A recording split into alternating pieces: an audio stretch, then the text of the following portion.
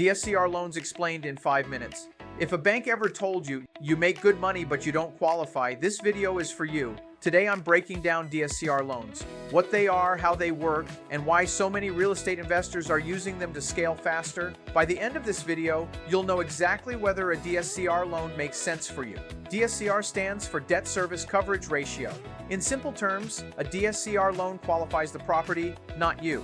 Instead of looking at your W-2 income, your tax returns, or how much you make personally, the lender asks one main question: does the rent cover the mortgage? That's it. Here's the basic formula. DSCR equals monthly rent divided by monthly mortgage payment. Let's say rent equals $1,600. Mortgage, PITI, equals $1,300. $1,600 divided by $1,300 equals 1.23. DSCR, most lenders want 1.0 or higher. Rent covers payment. Some want 1.15 to 1.25 for better rates. If the property pays for itself, you're in business. This is where DSCR loans shine. No personal income verification, no tax returns required. Works great for self-employed investors. Unlimited properties with the right lender. That means write-offs don't hurt you. Scaling doesn't stop you. Your portfolio qualifies itself. This is how investors keep buying, even when banks say no.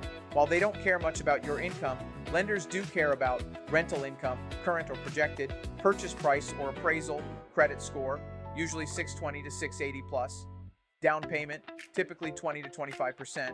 Rates are usually higher than conventional loans, lower than hard money.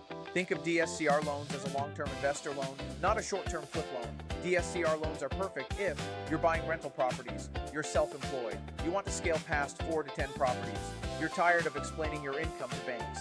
They are not ideal if the property doesn't cash flow, you need the absolute lowest interest rate, you're buying a primary residence. DSCR loans change the game for real estate investors. If the deal makes sense, the loan makes sense, focus on cash flowing properties, and financing becomes a tool, not a roadblock. If you want more videos breaking down real investor financing, hit subscribe, and I'll see you in the next one.